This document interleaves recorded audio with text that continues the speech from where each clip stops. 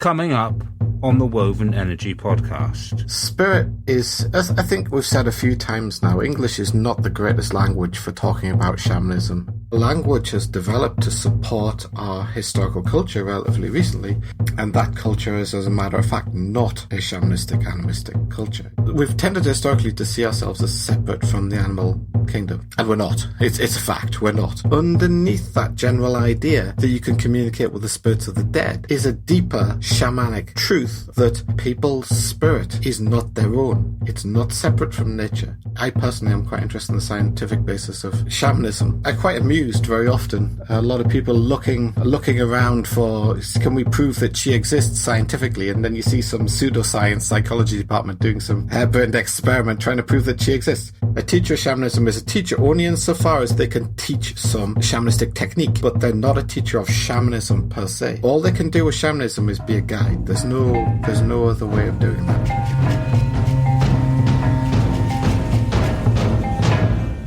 Hey guys, welcome to the Woven Energy podcast with me, Joseph Sikora, and I'm here once again with Damon Smith to talk about shamanism from the ground up. And in this episode, we're going to be talking about the word spirit. We want to lay the foundation and the context onto how we use the word spirit in this podcast because it's had so much cultural baggage laid on it that there's many different ways in which the word spirit could be used and perhaps misinterpreted. So in this episode, we talk about the limitation of language and how it shaped our perceptions of the word spirit. We talk about shamanism and communicating with the ancestral spirits. We talk about the animal spirit guides and what they really mean. And also why the likes of Carlos Casteneda and perhaps Terrence McKenna talk about the spirits of the plants. And we also get practical in this episode and talk about the first 3 stages of shamanism and how deeply essential they are to becoming a real shaman. So I hope you enjoy it. This is episode 5. Hey Damon, are you with us? Yeah, I'm here, mate. Cool. So how are you doing this week? Yeah, not so bad. How are you? Yeah, good. Okay, so this week we're going to talk about the word spirit and what spirit really means because, well, as we said before, there's so much cultural baggage associated with this word that it can conjure up surreal and often delusional ideas and misunderstandings.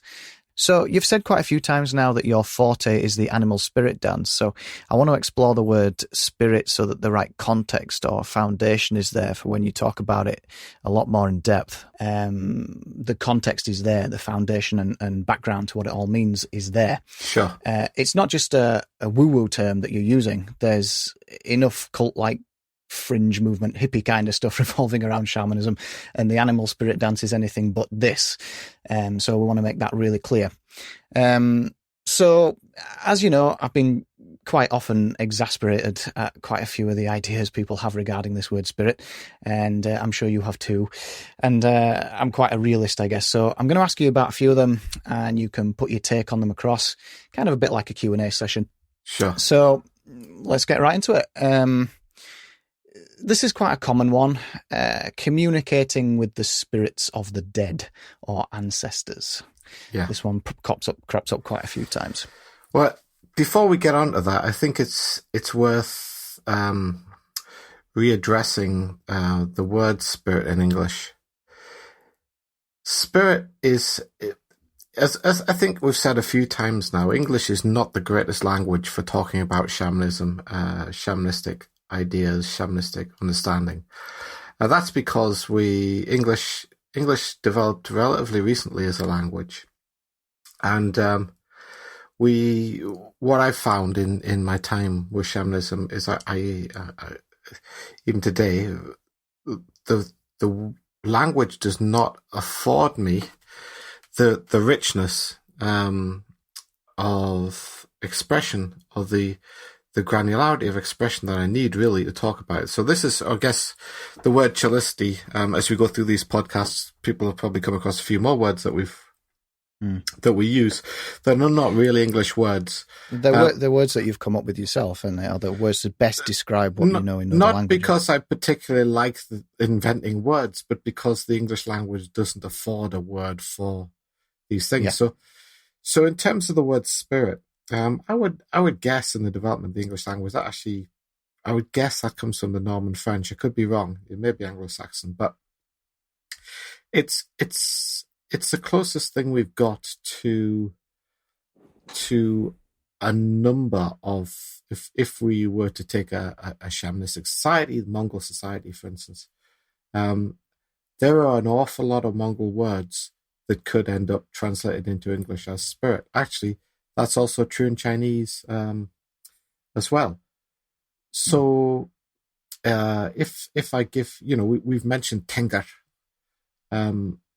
which is the creative aspect of the underlies nature.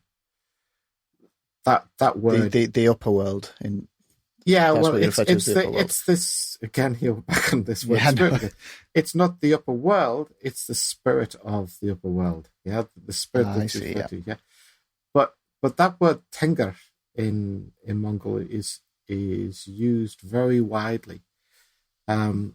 It's similar in meaning to the Chinese Shen, or the Japanese Kami. It's effectively, if you think of the universe or the world as, if you take it as an analogy, imagine that was light, then Tengar would be the light bulb, the thing that's shining out the world, if you like, into a manifest reality. So there's one word. So there's one word that could be translated as spirit. But then there's something in human beings that gives rise to the intention of a human being. It gives rise to the intention or motivation or the impetus to a human being's actions, to a human being, the way that a human being interacts with the world. And in Mongol, that would have actually one of several, but it could have a completely separate word, like setel. Or in Chinese, that would be shin, or in Japanese, kokoro. And again, it's a completely separate word in the Mongol language from Tengar. But because English isn't very good for talking about this stuff, here we are again, spirit. We talk about the human spirit. So we're using the word spirit as a catch-all. And then there's the spirit, as I said, gives rise to this. I think I mentioned Zoret, the intention of a human being. And that intention is what drives the vitality within. We talked about Ashtim, the vitality within a human being to form their actions, to form the things that they do, to form their life effectively, like a flowing river that results in the entire pattern of actions that effectively is that person's life. So Eshtim in Mongol, there's another word we could translate as spirit in English. And I'm using these as examples. I'm afraid the list goes on and on and on. And this is because we are not a shamanistic society. Therefore, and not only are we not a shamanistic society, we're a society that's been through a history that tended to suppress that kind of activity at every level, at a legal level, at the level of physical suppression, but also at a cultural level. And so our language has developed to support our historical culture relatively recently. And that culture is, as a matter of fact, not a shamanistic, animistic culture. It's been a culture based on exotericism. Up to about 100 years ago, ours was a culture based mainly on exotericism. Do you think our culture, and we've talked about, putting things in boxes and our incessant need to categorize things, but do you think that's why maybe even the term God has so much exoteric connotations about it now? Yeah, the number of times to be honest, few things I enjoy more than listen to theological debate. That's just a personal. I don't necessarily agree with anybody involved in the debate, but I do, for whatever reason, I do enjoy listening to it. And the number of times I've heard people arguing about God without first defining what they mean by that. And of course, so effectively they're having an argument about their own personal definition of a word. And so effectively they're not really agreeing about the definition of the word in the first place, but actually what they think they're arguing about is the nature of God. So for instance, some people have translated the Chinese Shen, which is kind of the Chinese version of the Mongol Tengar. They've translated that as God at some points in the past, but that's incredibly misleading, because it certainly has very, very. It's the bearded man in the sky thing, isn't it? I'm not entirely sure that even Western exotericists all believe in the bearded man in the sky, but it's a very, very different thing from, I would guess you would say, the average conception of what God means to a Westerner. The most fundamental way in which it's different is that Shen is something that, or Tengar or Kami is something that extends throughout the universe and exists in all places throughout the universe at all points in time. And it's kind of like it underlies reality. So one of the analogies I've used for somebody who's interested in shamanism is a car. The vast majority of car buyers don't really care very much what goes on underneath the bonnet, as long as the car works.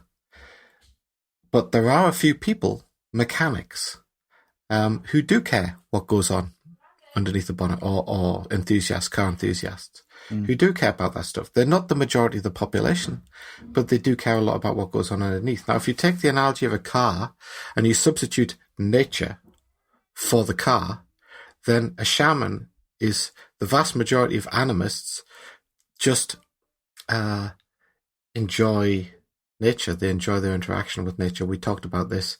It is a wonderful thing, animism. But the shaman within the group, he's not everybody, he's not the majority of people, but the shaman within the group is the person who cares about what goes on under the metaphorical bonnet of nature. And Shen is this Chinese concept of Shen, or the Mongol concept of Tengar, or the Japanese concept of Kami, and there are many other words in other shamanistic societies. These things are effectively the underlying root of that which continually creates the world in which the creative part, we talked about the three realms, the creative part of the world in which we live. Now the word satel, or the word shin in Chinese, or the word kokoro in Japanese, that can be seen as, at one level, as the human spirit, but as we've said many times, the human spirit only appears because of our miasma. It only appears to be separate from the natural world. It only appears to be separate from nature, or the spirit of nature. In actual reality, it is not. So from a shamanist point of view, we can see the spirit, the satel, the shin. We can see that as that part of Tengar with which we personally can come in contact, that part of Tengar which we have immediate access to, because obviously, unlike Tengar, we ourselves do not extend throughout the entire universe. We do in a certain sense, in that our spirit extends throughout the entire universe as part of the universal setel. But so these words, even in an animistic society, these words are related to each other. They're closely related to each other, but there is a distinction between them. But in English, we translate spirit. Or even worse, sometimes the word mind is used. And there's, that's just so misleading from a shamanistic point of view, because, we then have to start defining what we mean by the mind. And my use of the word mind tends to relate to the baseline, to the roots of the tree. And so what I'm saying is the vocabulary afforded to us by English is not great. Well, it's interesting that somebody speaking English could have a completely different worldview shaped purely because they were born in an English-speaking nation than, say, Japan or, say, Mongolia, Sure. where And the I think language that they learn. Yeah, go on. I think, well, I think that I actually know, because I've had some involvement in translation of some semi-shamanistic materials, or been involved in an activity that was geared around translating some semi-shamanistic materials. This is particularly in the Japanese tradition. And in that activity, I could see that a fundamental flaw in the translation activity was the dictionaries themselves. The dictionaries were written by people, and the dictionaries, certainly for Japanese speakers, for instance, in that particular case, these particular dictionaries, they were written years ago. They were written 100 years ago, some of them. And this acceptance that a particular translation of a particular term meant another translation in a certain translation in English, those people grown up learning English in school, believing that translation is the actual translation. I've seen cases where the person themselves is saying something quite different in Japanese, but when they say it in English, what they think is because it's written in the dictionary, they're conveying the same thing when they speak in English. But actually, when they speak in Japanese, when they speak in English, they actually say two completely different things. Well, there could be something a little bit deeper or even perhaps sinister going on here, because we're talking about maybe religious groups coming and with their own agendas and interpreting these texts from their own point of view. Inevitably, that's going to happen. I don't see that particularly as a problem, because, again, it's only a problem in a theoretical sense. When you start practicing shamanism, these things become resolved pretty quickly. It is an ongoing frustration that you don't have the words that you want, and also that that words that you'd quite like to use. I mean, for instance, we talked about Trinity the other time. That words that you quite like to use like that, which are quite good. That they're in their fundamental meaning, they're quite good for the concept we're trying to convey of the three realms. Actually, that they have so much cultural baggage attached to them that if you do use them, you're going to be, unfortunately, misrepresenting what you're trying to say to the listening audience, because of the listening audience, the associations that the listening audience makes with that word in English. And so I think that what I'm saying is that from a theoretical point of view, there's an issue here. From a practical, hands-on point of view, there's much less of an issue. There's only really an issue when you're trying to explain things on the baseline. You're trying to explain things in a kind of logical, rational way. To, I guess, in the case of a podcast like this, we're trying to explain things to a listener. If that listener then takes up the initiative and go and practices, what I'm saying is any misconceptions that we've got over will evaporate, because, as we said before, under the surface, under the bonnet, it's all the same thing. It's just language has a real problem with it. Yeah, but unfortunately, it's the best we've got to try and communicate ideas. But I was thinking about this earlier, and it's like I was hoping that the information contained within this podcast, people can go away and sort of let it seep into the bones in a way that it will help them when they come to experience it. Sure. It's all good knowledge so long as it's taken with the correct, it's taken in the correct spirit. Sure. So in the correct way. So yeah, let's get back to the original question. Yeah. So communicating with the spirits of the dead or ancestors. Okay. So in the conception where a human being is separate from nature, the idea of death is is a one that gives rise to endless baseline, what I call ratiocination. It's because we think that our body, we talked about Kashimono Karimono last time, because we think our body is our own and our spirit is our own. When I die, what happens to me? But actually, the problem is not when I die. The difficulty in my understanding is when I'm alive. It's like I'm part of a greater whole. This is the animist conception. I'm part of a greater whole. So what happens to my spirit? Okay, well, it's a catch-all. Let's say my setel. What happens to my setel? Well, the shamaness you mentioned in one of the previous podcasts, Nakayama Miki, she gave a very clear explanation of that. She said your spirit is embraced in the bosom of Kami, in Mongol that would be Tengar.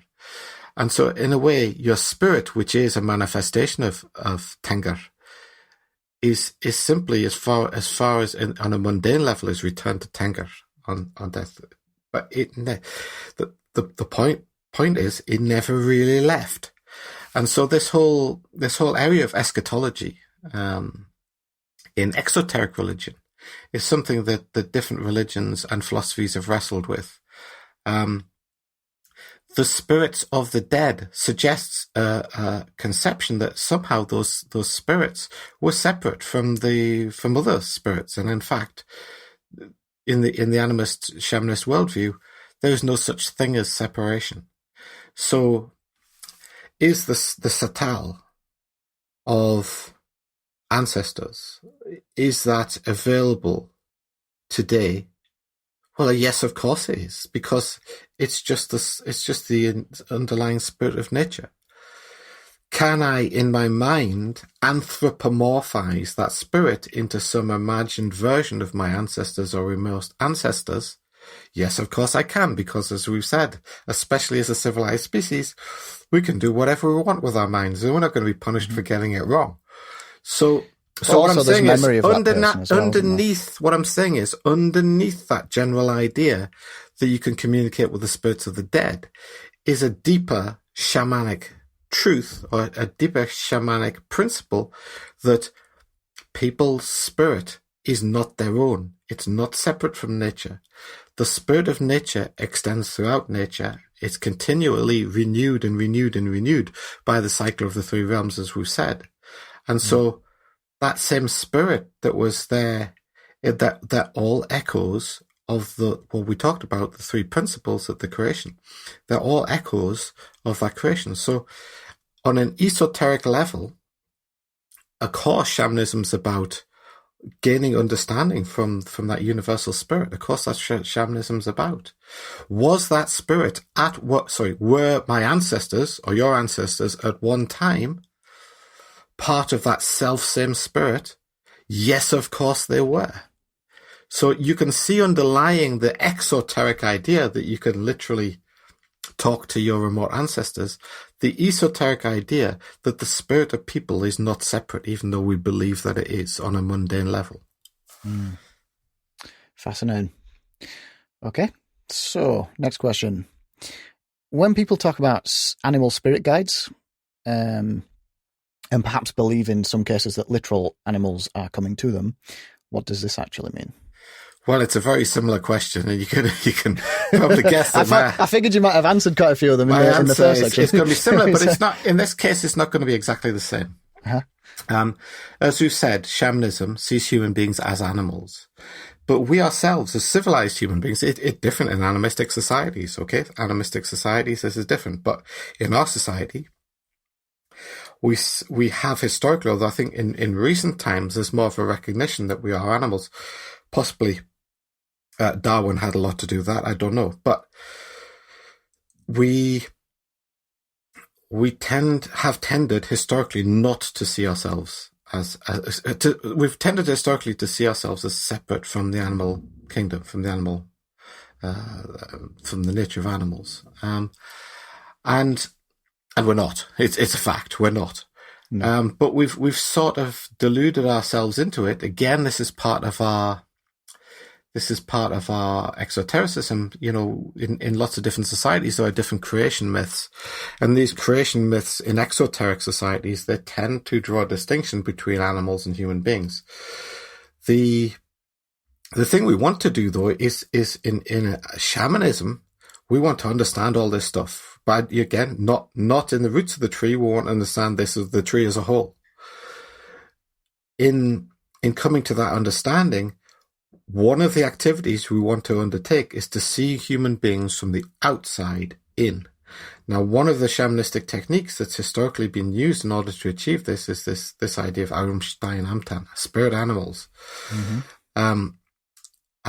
Literally, that means something like, I say literally, we're back on words, but divine heavenly animals or something like that. You can already see when the translator back in time, has come to write his dictionary. He's, translating Mongol into English. Actually, I know the name of the guy. I actually know somebody who met him, the main Mongol English dictionary that's used.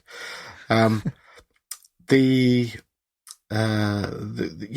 can see immediately his cultural baggage affecting his translation in that translation. Spirit animals are, again, where human beings are not separate from Shen. The human spirit is nothing more than the active manifestation of Shen at any given moment. Neither are the spirits of animals. They're also not separate from Shen. So in order to understand ourselves, if we come to an understanding of those animals, we're much less biased with regards to those animals. When we look at ourselves, we tend to have this, we talked extensively about the roots of the tree bias. Yeah. When we look at those animals, we're in no way biased. So it's a really good activity for us. So what we do with spirit animals is we start to study the nature of those animals, the spirit of those animals, the underlying spirit of those animals. And like we've said before, shamanistic technique, it's not like a scientist who's a remote observer with a pair of binoculars watching this animal, seeing what it does and writing down field notes. We put ourselves at the center of experiments. So yes, we observe those animals. Yes, we get a feeling. You can't really do spirit dance, for instance, unless you're very, very familiar with that animal. What's great about living in the modern age is these wonderful wildlife photographers being out there and taking videos and pictures of these animals. So whichever animal you want, whose spirit you want to approach, there's huge resource available for that. And, I've as you know, again, academically, I used to go and chase animals around the place. And at that time, I was heavily involved in shamanism. So you can imagine I spent some of my time observing various animals directly rather than on videos. But you can get a lot. You can actually get a lot from videos and, watching wild animals on YouTube. But animals, those animals, they fit an ecological niche, and they definitely have a character. They have a flavor. They have a spirit. And that spirit is what enables them to fit in that niche. So you can see where I'm going with this. Yeah. Again, we can learn from nature. We can take on that spirit, especially if I observe those animals in a state of chillicity. Without judging, without categorizing, without anything like that, I'm absorbing the spirit from them in a completely open way. So obviously you have to have good chillicity. This is why chillicity is the base. Before you can even attempt this, you absorb the spirit. You take on the spirit of that animal. And then in the spirit dance, which is only one of many shamanistic techniques that revolve around spirit animals, certainly not the only one. But in the spirit dance, you then allow that spirit to color your dance, to color the flow of energy, to color your breathing, to color everything that you do in the dance. And through that process, you come to understand something of the flavor of that animal. But having done this, this is done in a semi-shamanistic state in itself. It's not a full-blown spirit journey, but it can be used as preparation for a spirit journey. I'll just say what we always say on this. That's another podcast. But it is used as preparation for the actual spirit journey. I use it for that personally. But when the shamanistic state is resolved at the end of the dance, if you like, and you come back to what, if you want to call, is mundane reality, the essence of that animal hangs with you. It hangs with you. It's like your spirit guide.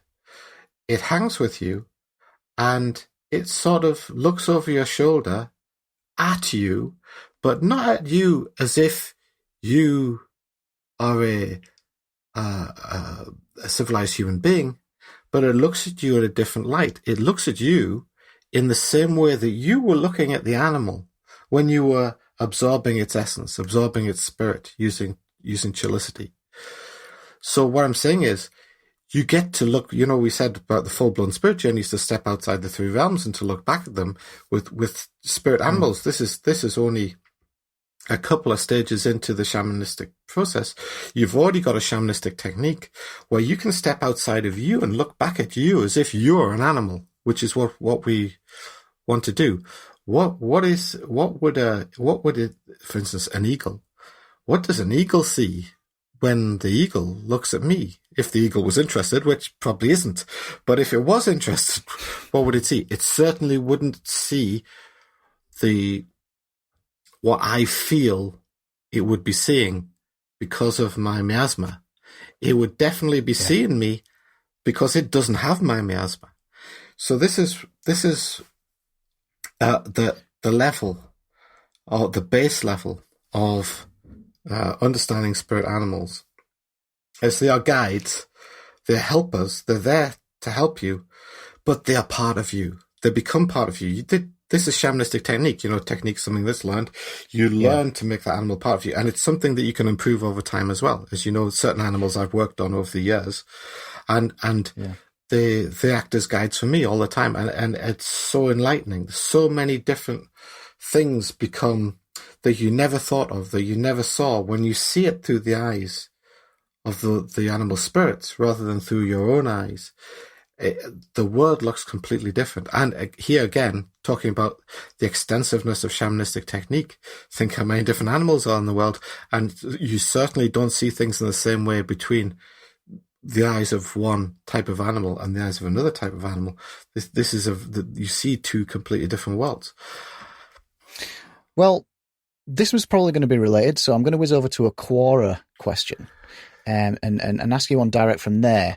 And I feel like I've got a pretty good idea of this, but how are werewolves related to shamanism? This is something that was asked directly on Quora, and I thought it was quite interesting.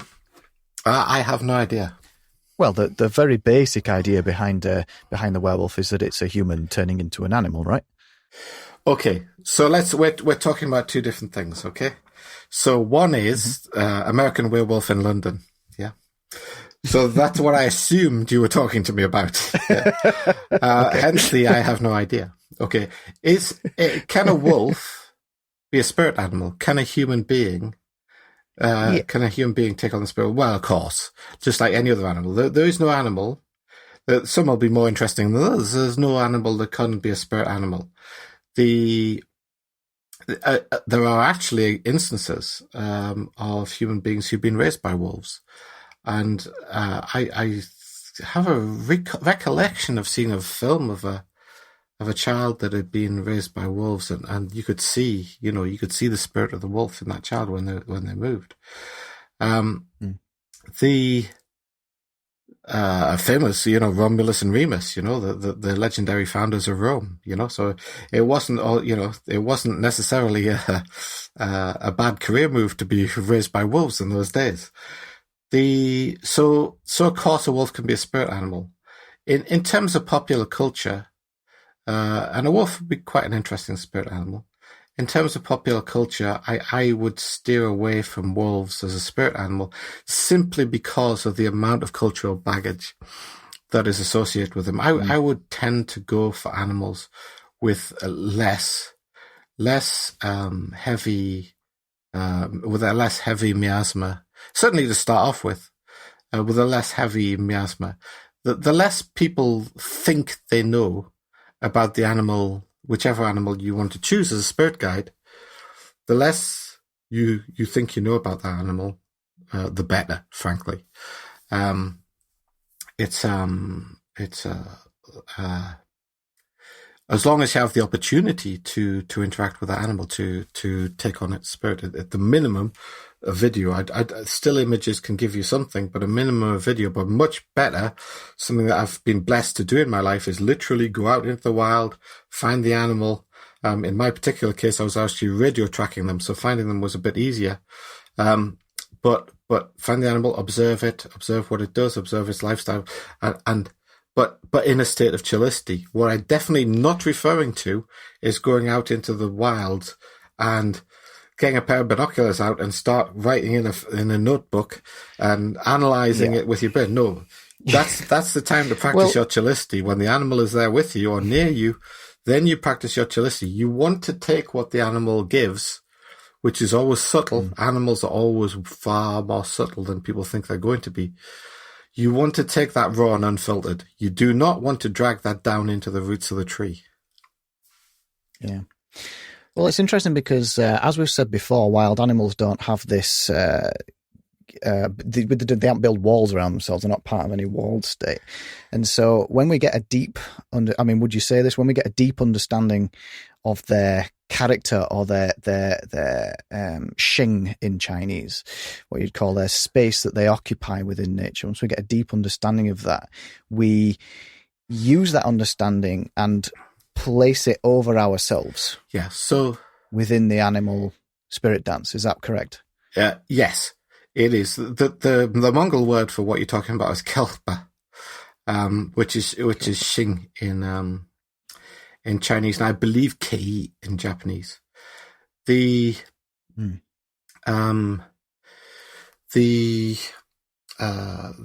got to remember what we talked about, the cycle, the roots of the tree. In some ways, the kelpa is the result. It's not the impetus. It's not the underlying spirit. It's not the satal. The kelpa is the result. So the animal exhibits the kelpa in its life. And when you have taken on a spirit guide, a spirit animal, especially for instance, in spirit dance, and somebody, you can see when somebody's really done that, you can see the animal in their movement. You can feel it as well. Yeah. What you see is the kelpa, but actually that's not what's giving rise to that. That's actually the end result, the same as it is with the wild animal. What you see is like we talked about, two people meeting each other for the first time. So, yeah. But what gives rise to the kelpa is the eshjim. The eshjim within the animal, the vitality within the animal. What gives rise to the vitality is the zorelt. We talked about this, the intention. But the zorelt arises out of the setel, the spirit. And of course, the setel, the spirit, is the manifestation, the temporal and limited manifestation, only in our conception, of Tenger, the creative aspect of the continual cycle. And so you can see that it's and any one of those words just about could be translated as spirit. Yeah. So you kind of get the idea that we just need to forget about language, don't we? Well, this is the issue. To try and understand this beyond language. If we're together, this is what I talked about, teaching shamanism versus being a guide. Yeah. We can start doing spirit dance. We can start literally doing these things. I can show you how to do it. We can start engaging in it. We can start practicing our chillicity. We can do all these kind of things when we're together. Come to a podcast or a website or even a video in some ways, that you have to start trying to use language. So what I think we have to do, given that we've started doing these podcasts, is when we do use terms, I think we have to be quite careful, as I've been there with spirit, for instance. We have to be quite careful in saying what we mean by things. And in terms of spirit, I think we need to chop it up like a pie. Because, if you say spirit to an English person, but if you were to say that to a Mongolian shaman, a real Mongolian shaman, are you going to say Tenker? Are you going to say Setel? Are you going to say Zolut? Are you going to say Ashji? Are you going to say Hilpa? And there are others. That's not the end. Do you understand what I'm saying? So what I think in terms of, we've said that shamanism is a set of techniques. So I'm afraid we have to get technical when we discuss these things. And I think that what would be good, since we were explaining, I'll keep reminding you of what these different words mean. But I think being technical like that avoids a lot of confusion, because when we say spirit in English, it's like a catch-all, isn't it? It's like, and I feel the spirit, or I'm in high spirits, or I'm communicating with the spirits of the dead, or the great spirit in the sky is looking kindly upon me. We use all the same word. And it's not helpful, because it doesn't help you understand shamanistic technique. Shamanistic technique has a technical vocabulary associated with it. The technical vocabulary itself is, yes, indeed, it's of the roots of the tree, which we've been warning people against. But what else are we going to do in a podcast? Yeah. Just trying to conceptualize it, it's very difficult. There's no need to worry about it. That's what I would say. What I would say is that spirit dance. Remember, we talked about 7 stages, 7 steps. Spirit dance is around the stage 3 kind of level. The steps before that, we talked about chillicity a lot, but there's something not to be missed here, which is the breath. Now, the breath is again, it's something we don't think about, but the breath is vitally important in shamanistic technique. And to a certain extent, the breath and setel, the spirit, are intertwined with each other. And so understanding setel, the spirit, the human spirit, understanding that can be approached through coming to an understanding of the breath and the breathing. So the next stage, if you like, from coming from chillicity, practicing chillicity, which we've given a few exercises for, and there are many more, but we've given a few exercises for.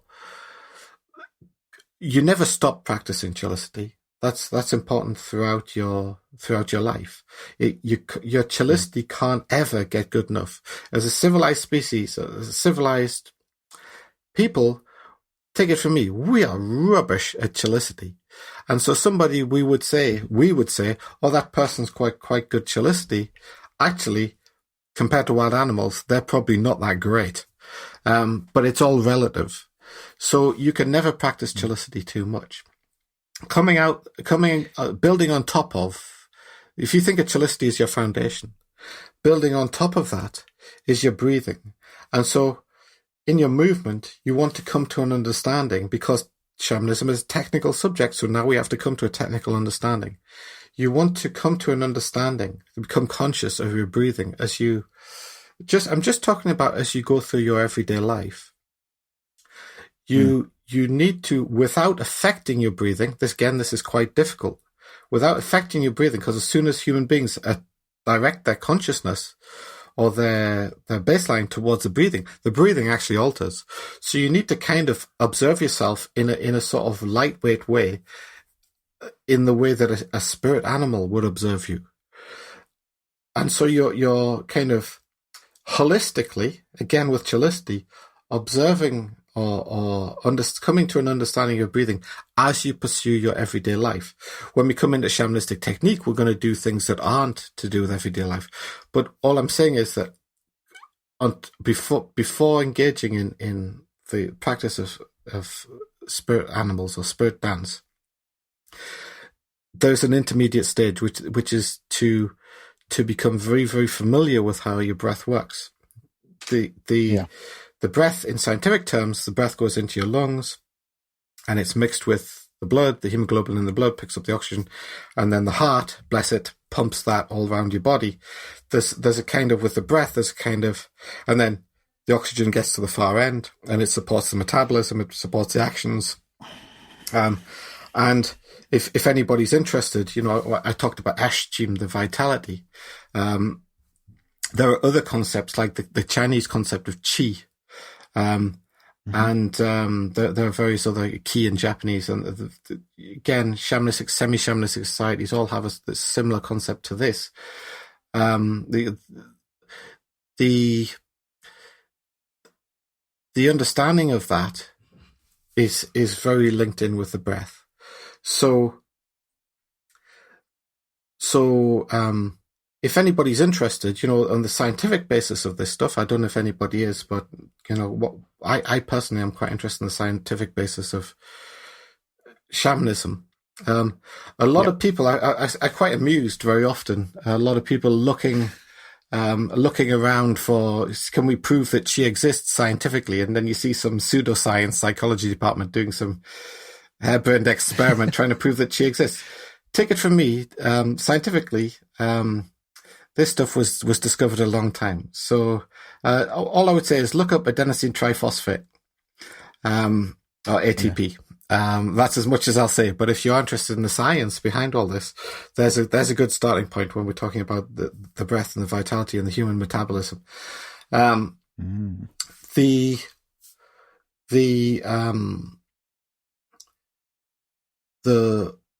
The breath, it's very easy when especially when you start getting the hang of chelicity.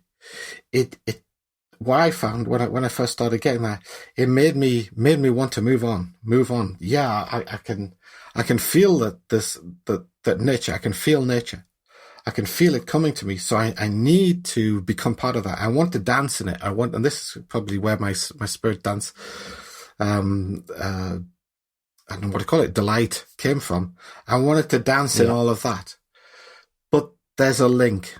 And so what I'm saying is a good exercise, if we're going to start talking about spirit dance soon, a good exercise, a good shamanistic exercise is with the mind, the body, and the spirit all acting as one in chelicity, not separate from nature. Start to observe, for want of a better word, your breathing as you go about your daily life. And that will form a platform. Think of it. Okay. Think of it as layers of a pagoda.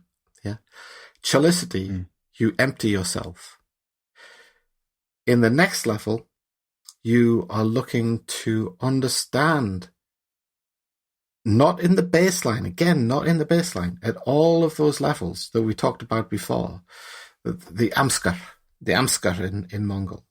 It doesn't just mean breath. It means the way in which your vitality, the way in which your actions, your movements, your intention, the way that is linked into your chelicity.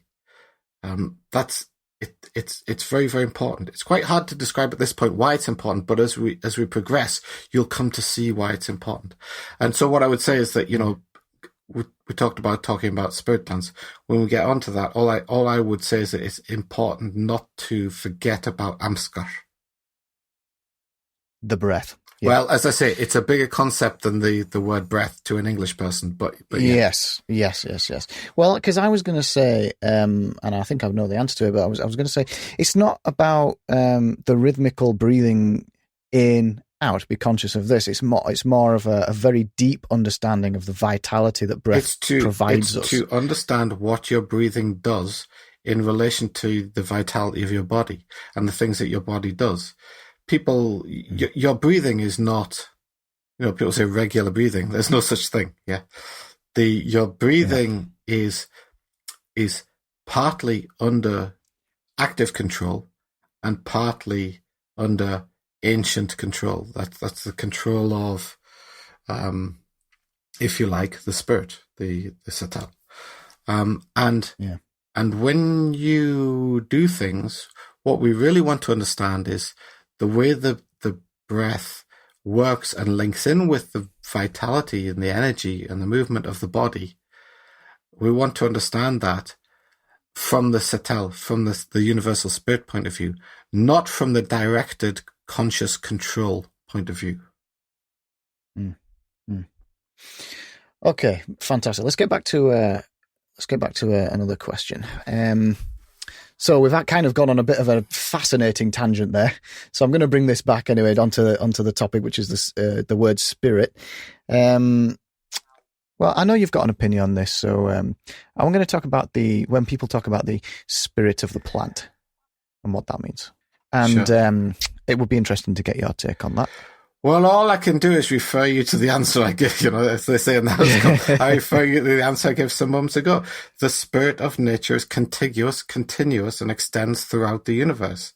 It's in plants, it's in animals, it's in rocks, it's in trees. This is animism. It's in it's everywhere. It extends everywhere throughout the universe. So, of course, it's in plants. But I kind of know what you're referring to. There are ideas. People like Carlos Casteneda present ideas that somehow particular plant spirits,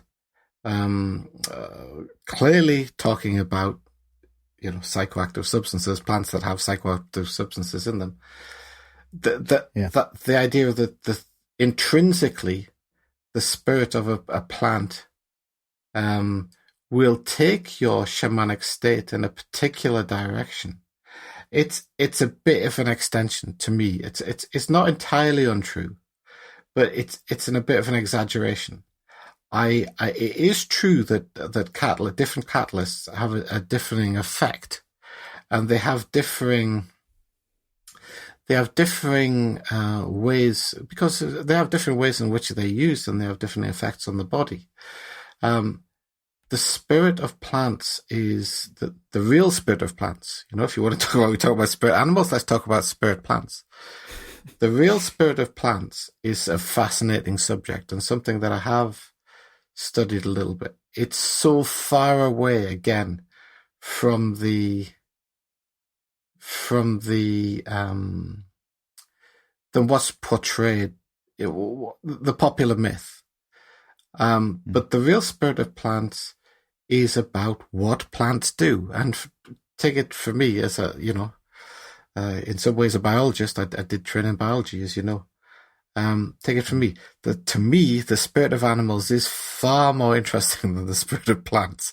But they have a life. They have a life they have an ecological niche. They have a flavor, a spirit. Do they ever? Yeah, they do. Taking that spirit on in the same way you would take on a spirit animal, I not sure is all that beneficial, though. It would, maybe you could try it once or twice. But in terms of, I eat a particular plant and then the spirit of that plant comes and teaches me, well, if I do my shamanism well and I learn something from nature in that process, then figuratively speaking, you could say that's true. But what I wouldn't go so far as to say is that the spirit of that plant has precipitated a particular shamanistic state. Not at all. If I'm taking a plant as a spirit plant, then I would be taking on the spirit of that plant. I think it would be pretty dull. My spirit dance is going to be pretty dull, frankly. So there's two things not to mix up, okay? If I learn something from nature and then afterwards I want to post-rationalize, I've learned something from nature, I've done my shamanism correctly. If afterwards, because of my miasma, I feel the need to post-rationalize that as that's what happened, the spirit of the particular plant came along and talked to me, he looked like a human cactus, he started talking to me. Or even if I imagine that, but during the shamanistic state, then fine. There's no problem. That's real shamanism. But what I would say is, if you start imagining that stuff, 99 times out of 100, it's just going to be what we've talked about quite a lot in the pitfalls of being shamanism. It's going to be you imagining it. Yeah. And if you've taken a psychoactive substance, it's going to be very, very easy for you to imagine that. But if you do it that way, that's not shamanism. Yeah. Yeah, I mean, the more you talk about it, the more it seems like you're talking about the underlying concepts of how you view shamanism, and it's all like all these questions I could ask you. They almost seem a bit trivial now, really, because it's like what you're talking about. If somebody could absorb what you're talking about, they could answer the questions for themselves. Hey, well, that's what we talked about, right? A teacher of shamanism is not really a teacher. A teacher of shamanism is a teacher only insofar as they can teach some shamanistic technique. They're a teacher of technique, but they're not a teacher of shamanism per se. All they can do with shamanism is be a guide. There's no other way of doing that. Yeah. Okay. So, purely for interest, because this is bringing it down to the baseline again, but I think people might find this interesting. Is there any particular place or area that the choice of shamanic technique among shamans is the animal spirits or the spirit dance, in case someone wanted to read up on it or see it on YouTube, see it firsthand, see how it's done? I believe, I could be wrong, but I believe that spirit animals are a significant part of all forms of shamanism. So so I would say go anywhere you like and you'll find it. Okay, that's interesting. Yeah. So it may be, I can imagine a shamanism that doesn't use them. As we've said, they're verging on infinite different shamanistic techniques, and there are certainly shamanistic techniques that you can apply that have nothing to do with spirit animals. But turning it the other way around and saying, is there a truly shamanistic culture out there somewhere in the world where there is no concept whatsoever of spirit animals? I very much doubt it, but there may be, but I can't think of one off the top of my head. So what I'm saying is look anywhere you please. Well, you know what we might do? We might, for the show notes for this episode, we might have a look and see if we can find any examples. I know you've posted a video to me of a shamanic ritual, which looked really good. I'm not sure it's quite animal spirits. I'm not sure, but I'm sure we can find something that we can put on the show notes. There was a completely different reason for sending that video. I just thought that on that particular video, the one you're talking about, the rhythm, the guy was really locked into the rhythm, talking about breathing. Yeah, it was really locked in nicely. And I was just using that as a guy who's very experienced, just to give you an idea of, and also to give an idea of what a shamanic rhythm could be like. That was the reason. Yeah. It was nothing to do with spirit animals. It's very interesting though on any level to see that, because it's a genuine shamanic journey, right? So I will post that video up. What you're looking at is what I felt was genuine shamanic technique. Whether there was what type of shaman, because you can't see what the shaman himself is doing, or only the shaman himself knows that, and even in the state he himself doesn't even know that. He understands what he's trying to achieve, and as we've said, the purpose, the intention is so important. The direction is so important. So. In that particular video, for instance, all you can see is what's superficial. I really believe that wasn't animal spirit dance that he was doing, because I would have been able to see the animal in the dance. But it certainly was a shamanistic technique of some kind, but it would be impossible to say without being able to ask the guy exactly what he was doing. But like I say, it's I know the video you're referring to. I thought it was very good. It's fascinating to see anyway. So I'm going to post it up I'll post it up on the show notes, and people can make their own minds up and see it. It's really cool. Maybe we'll kick the next episode off with some